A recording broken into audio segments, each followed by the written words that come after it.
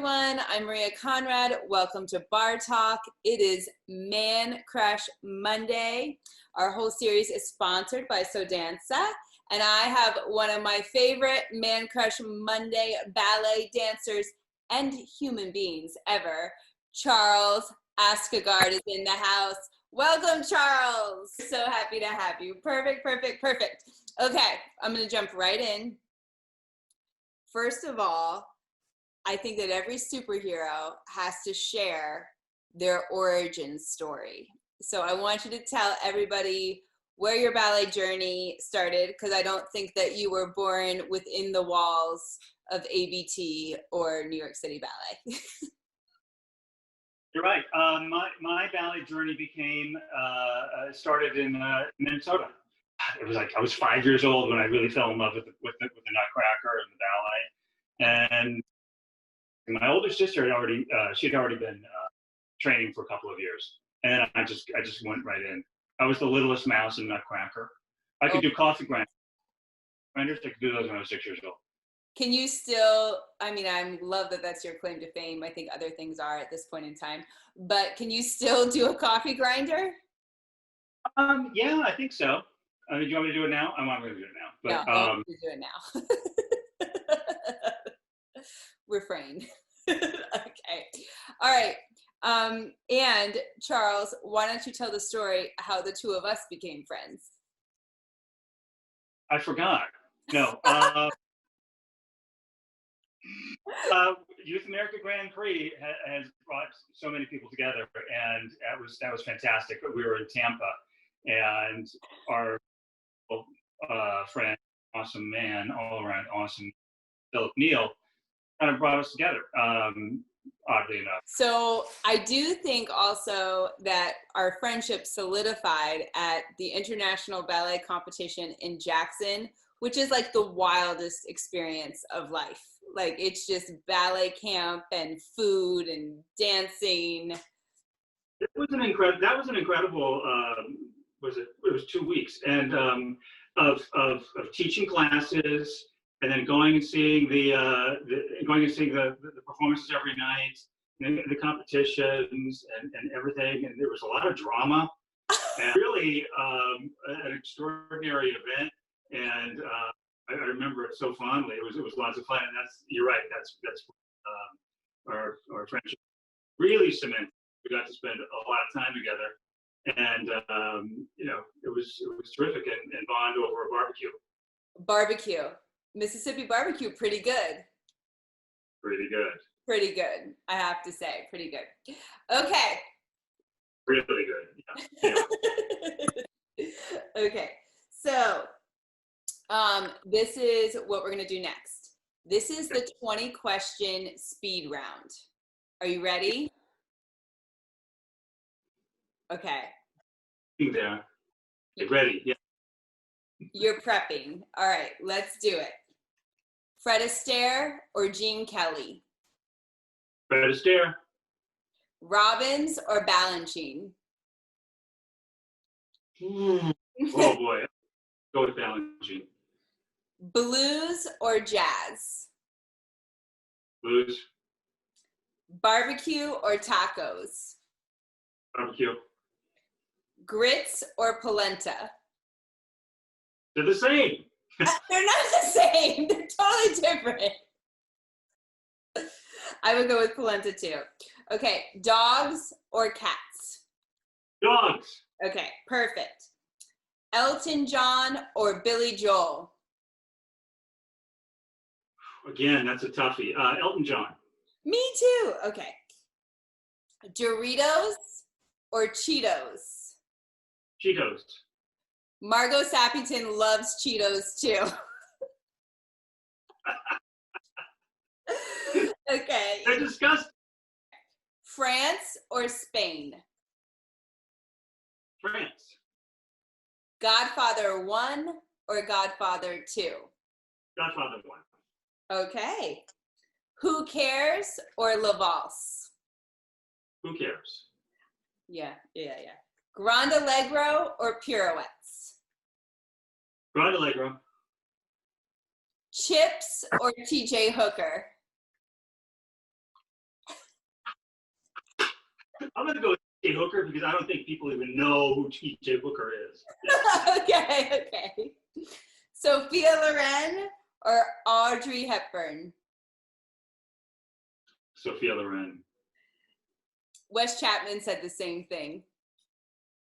He went with that one. Saturday Night Fever or Grease? Saturday Night Fever. Led Zeppelin or Pink Floyd? Zeppelin. Porsche or Ferrari? Ferrari. And Breakfast Club or Ferris Bueller's Day Off? Breakfast Club. Okay, you did it. You did it. Okay. Here we are. So we're in our next segment, and this is called 10 Questions in 10 Minutes with Charles Askegard. Here we go. First question. Charles, what do you love most about the ballet? Okay, so yeah, what do I love most about the ballet? What I love most about the ballet is that as an art form, it's something that you can work at and work at and work at every day. And it's not to say that you'll never be good, but you're always striving better, and you can always be better. And so it's not like you ever get to a certain place and then go, okay, well, that's it. No, because you get to that place and then you find something else to work on and explore your own artistic side of, and it's just there to be explored, and that's primarily what I love so much about the ballet. I think that's what's so glorious about this art form in general. You know, it's finding that balance though of always striving, but not beating yourself up though. You're always going to be, honing them a little bit and working on them, and you'll find new technique or new theory how to do things, and so things change a lot, but the basics of the ballet don't, and so it's quite an interesting thing to think of. As long as you're not beating yourself up and that I'm a horrible person or a horrible dancer, you're not. Okay. Who was your most influential teacher? Yeah, that's such a great question because there have been so many. And I suppose I would go back to the reason that I came to New York was to study with Maggie Black. And really, I mean, she took me in her student. We watched rehearsals with some of the dancers that she coached and things like that. I learned how to look at things, how to train your body, how to be strong but not stiff, and learned all kinds of things from her. And I say that she's one of the most, if not the most influential I had. But after that, after I hired, I spoke about this too with Wes Chapman, but I think that there was a magical time in New York of David Howard, Maggie Black, Madame Darvash. Like I just wish I could have been around during that time to see that happening. It was incredible. When I first moved to New York, David Howard had his own studio. Maggie had her own studio. There was Robert Denvers. There's David Darvash, and many had their own studio. It was amazing, and I got in on the tail end of that. I probably took class the most from David Howard. Probably I took more classes of David Howard than anybody else I've ever worked with, and he had a influence on me, and he was just such a wonderful guy. Mr. Askegard, you are known as being one of the best partners in the business. I can't tell you how many times your name is mentioned and that tail end is put in there. What do you love about partnering work?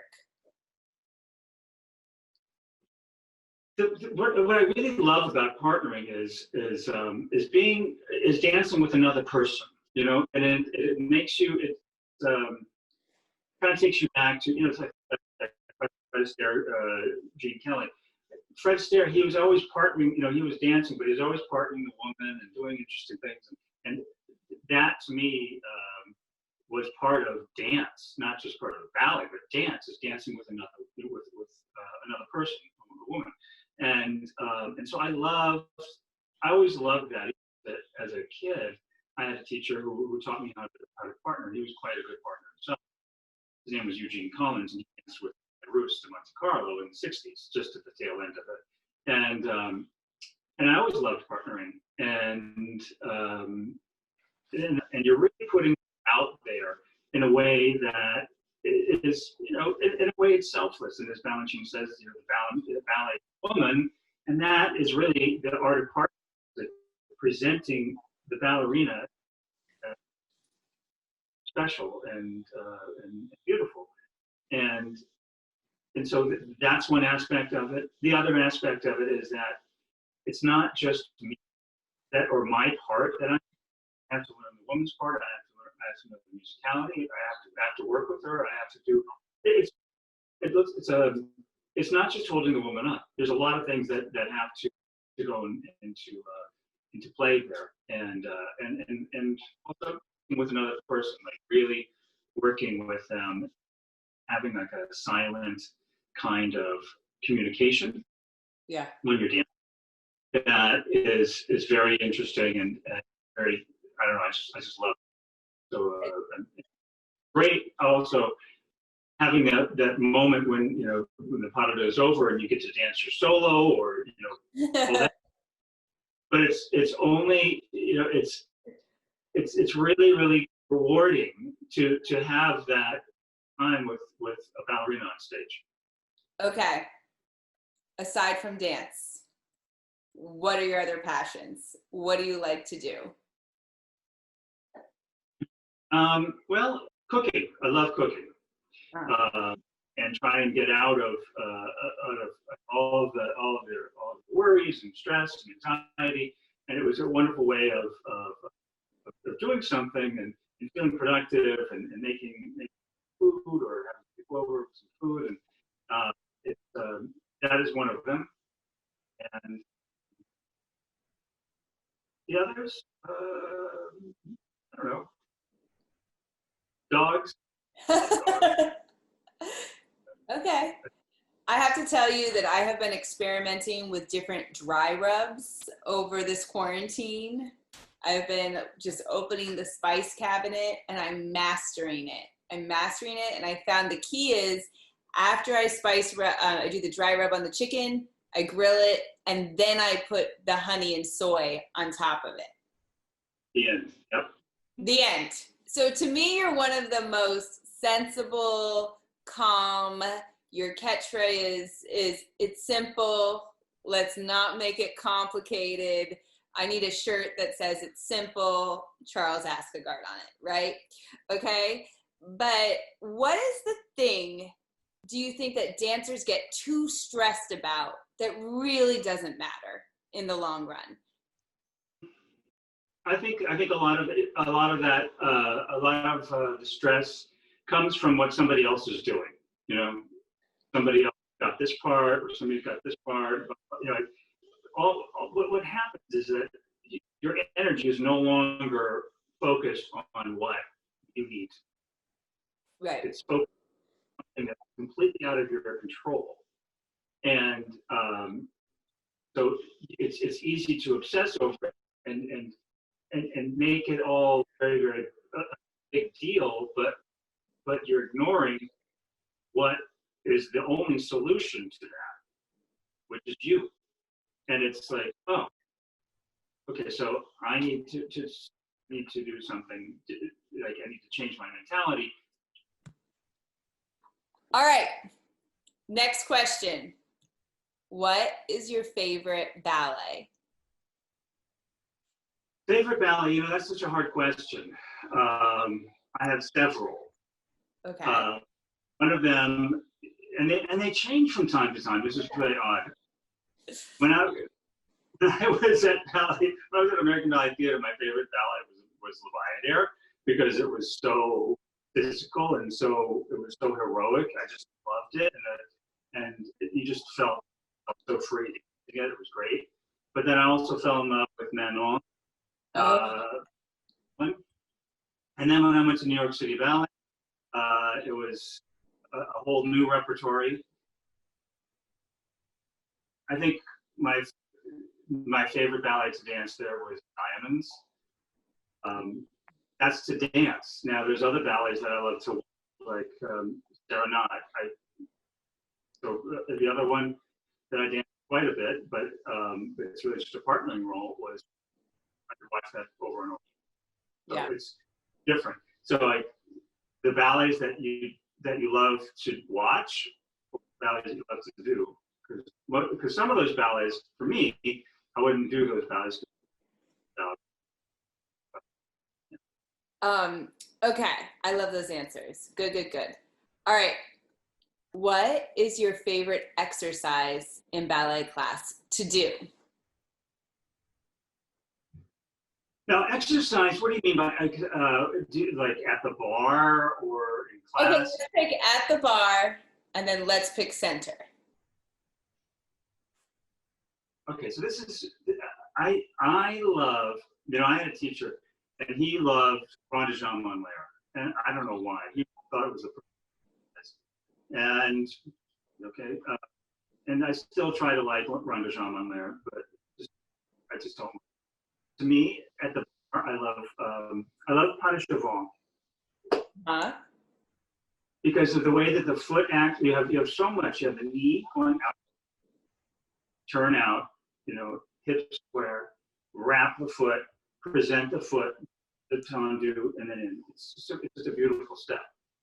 And it's something to work on and encourage all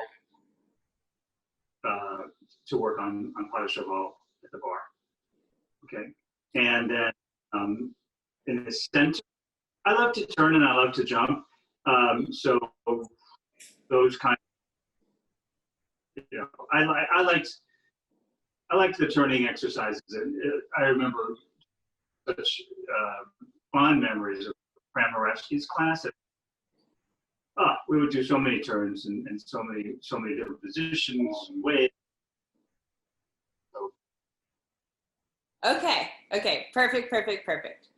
All right, so I think that this is a really big question, is what is the greatest lesson you learned from transitioning from a dancer into a management role that you are now in? Well, when you're a dancer, especially, you're really like your main focus, and as it should be, your main focus is to be on yourself and improve yourself and be a strong member of the company. No matter what position you have, the better you are, the better the company. So, it's kind of a way of, if you do well, be a good company member, that's going to be good for the company. So there's kind of a way of looking at yourself only. And I don't mean to be like completely, but I mean you're really on your art, craft, partnering. Are you learning the ballets? So it's very much like your work. And then when you transition out of that into a management type role, a couple things happen. It's no longer really, or it's about the dancers, because that is that's your product. That's what's on stage, and it's all of them, and so it's now about all of your dance, about giving of yourself, trying to inspire and motivate the dancers in front of you, because there's, as we all know, at many, whether it was hurting, or I might have been slightly injured, or I was tired, or my muscles were, whatever. And so it's hard to really sometimes on those bad days to really motivate yourself. And so it's nice to find, I think, to give back to those dancers in a way that it's basically all. Okay. That's, yeah. All right, next question. Who is one of your favorite choreographers that you have worked with? Alive or dead? Anything, right? Yeah, anything. Now, did they choreograph on me, or did they, or like, for instance, I worked with Glenn Tetley, but it was restaging work that he had already choreographed. Mm-hmm. Unbelievable! That was such an amazing. He did Rite of Spring and Voluntaries. And working with other choreographers, well, there was Jerome Robbins. I got to work briefly. My first year with New York City Ballet. Yeah, there was. How did you find him? Was he as tough as everybody says? Yeah. He had met at that point, quite a bit at that point, but I learned an amazing amount from him in just a brief amount of time. How to approach things dramatically. Well, he was so famous for that, and I worked with Agnes DeMille, and I mean there was a lot. I mean, Agnes was another great one to work with. You know, she could get things out of you that were incredible. You know, those people added a real richness to how do I say? Added a real richness to the way that you go about looking at a role and getting into a role and what you're trying to show the audience. Okay, so this is completely random. You're at home on a day off. What do you put on the TV? Oh boy. I'll usually watch a movie or something. Perhaps John Wick 3? Perhaps. Feature number 2 in John Wick 3. It was on the other night, and I turned to my boyfriend and I was like, Charles is in this. Charles is in this. I never thought I could write down, and it happened to my. There it was, and there's Keanu Reeves and Angelica Houston. And I said, okay, Angelica, now when you see that ballerina, that little girl right there, that's when you walk right by her. And she's like, okay. Okay. That was fun. Yeah.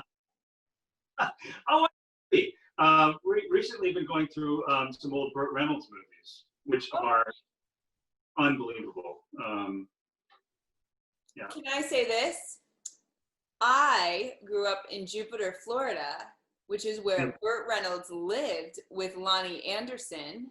And when I got a rabbit as a child, I went to the Burt Reynolds farm and I picked out my white bunny with red eyes, and her name was Angel. So thank you, Burt Reynolds. He was a great man. He really was. He was a great man. Yep. And there's actually a Burt Reynolds museum here in Jupiter, Florida as well. I gotta go. I have to go. You're gonna have to see it. Okay, so here's our last question, wrapping up, Mr. Askegard. If you could give one piece of advice to young dancers, or you could go back and tell yourself as a young dancer a piece of advice, what would it be? You know, it kind of touches back on what we had talked about a little bit before, about things not to get too anxious about. It would be that. And also, I mean, this is one thing that it would be, okay, sorry, let me just rephrase that. It would be to not get too focused on others and really just keep the energy on yourself and what you're doing. The other thing that I would like as a piece of advice to young dancers is, in a safe way, and is to always be pushing your boundaries and how far you can with what you were given, Yes. and that I see sometimes I see young dancers, get into a box and say they're not going to come out, and you really want them to. You think that they could do so much more, and I just wanted to say, and I know that sometimes teachers slow down, and I'm not trying to just. I believe, huge believer in good strong technique, and you have to keep it, but you also have to find a way to through that push and to see what you can do, Yeah. So it's one piece of advice. I think that's a brilliant piece of advice. Mr. Charles Askegard, thank you for being with us today on Barre Talk, sponsored by Só Dança. We're so excited to have you, and thank you for sharing your time and talents. My pleasure. Thanks for having me. When does the company go back into rehearsal with Pennsylvania Ballet? We've been doing online rehearsals right now, and classes and rehearsals to try and keep the dancers in shape. And we don't exactly when. That's all dictated to us by the government. So we don't really know when that can happen. We're hoping for sometime in the fall. Okay. So perfect. Thank you everybody for joining us with one of my good friends and one of my Man Crush Monday guests, Charles Askegard, on behalf of Só Dança. And Mr. Askegard, we're gonna dance out. I chose some music. Are you ready?